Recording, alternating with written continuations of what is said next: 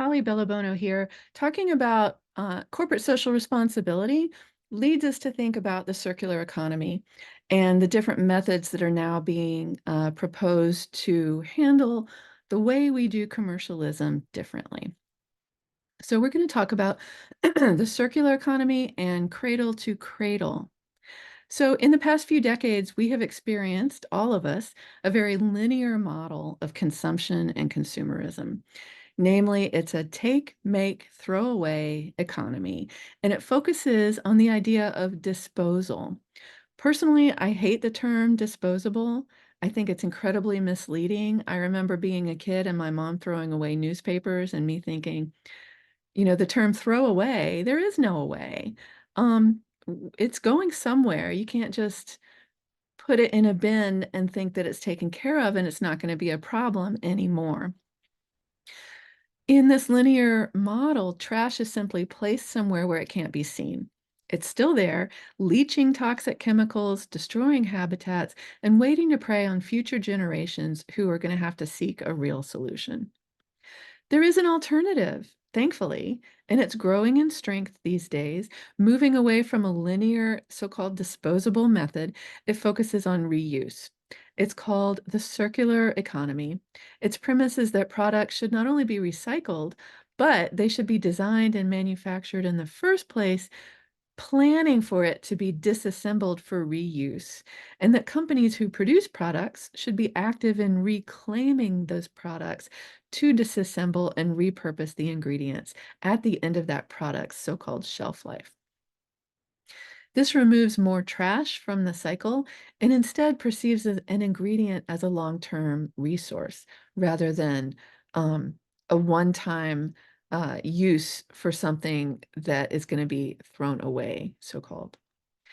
According to the European Parliament, the circular economy is, quote, a model of production and consumption which involves sharing, leasing, reusing, repairing, refurbishing, and recycling existing materials and products as long as possible. In this way, the life cycle of products is extended. In practice, it implies reducing waste to a minimum, unquote. This is a great start.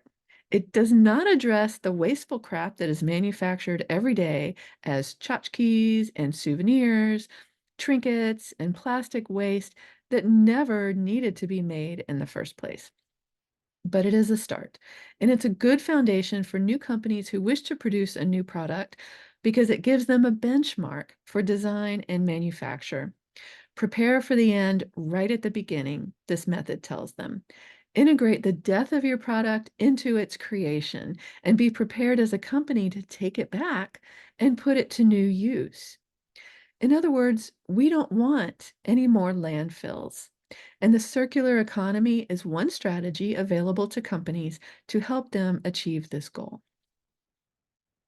There is another method called the cradle to cradle approach. So we've all grown up with the cradle to grave approach, which means something is born, either a person or a product, and it lives and then it dies.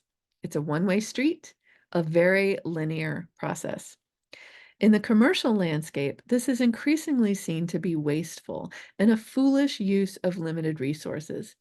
Instead, the term cradle to cradle can signify a more nature-aligned method that recycles materials through industry the way nature recycles from life to death.